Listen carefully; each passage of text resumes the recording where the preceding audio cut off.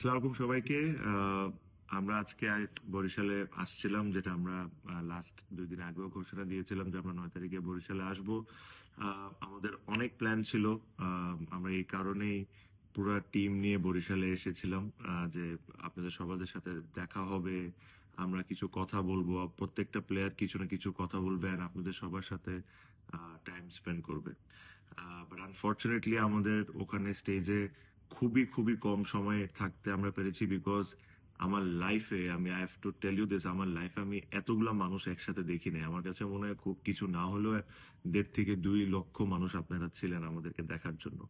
But এটা একটা সময় এমন অবস্থা হয়ে গেছিল যে আমাদের সিকিউরিটি টিম এই জিনিসটাকে আর সেফ মনে করছিল না।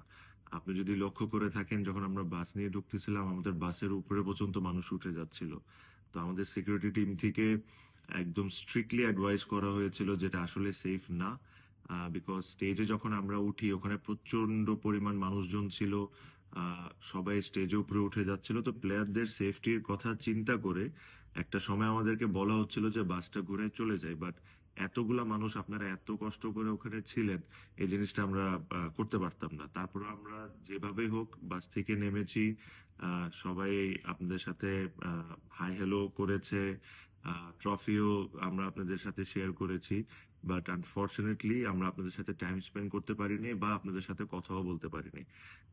আই রিয়েলি রিয়েলি হোপ যে আপনারা এই জিনিসটা বুঝবেন। I know you guys are disappointed যে আপনারা এতক্ষণ অপেক্ষা করছেন, এতগুলা মানুষ আসছেন, বাট আমাদেরকে খুবই খুবই অল্প সময়ের জন্য দেখতে পেরেছেন।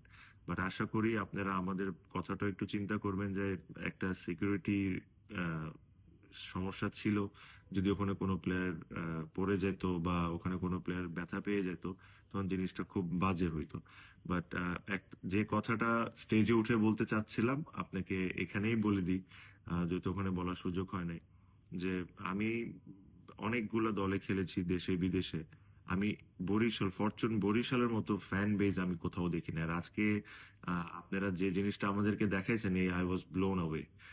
সো আই এই জিনিসটা দেখে আজকে আমি আমাদের যে ওনার মিজান ভাইকে এটাই বলছিলাম যে আমাদের রেসপন্সিবিলিটি এই টিমের প্রতি আরো 3 গুণ বেড়ে গেল, বিকজ আপনাদের মতো ফ্যানরা আমাদের সাথে আছে।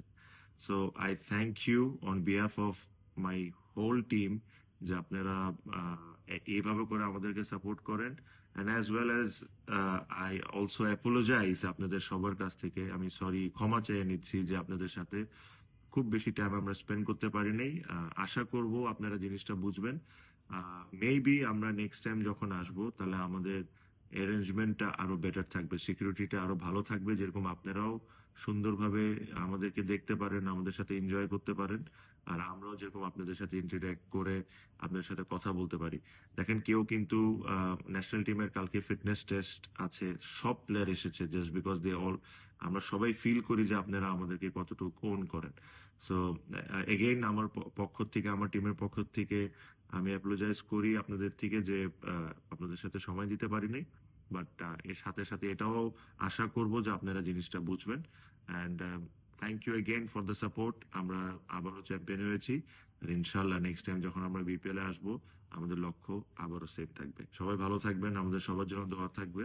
And thank you for everything.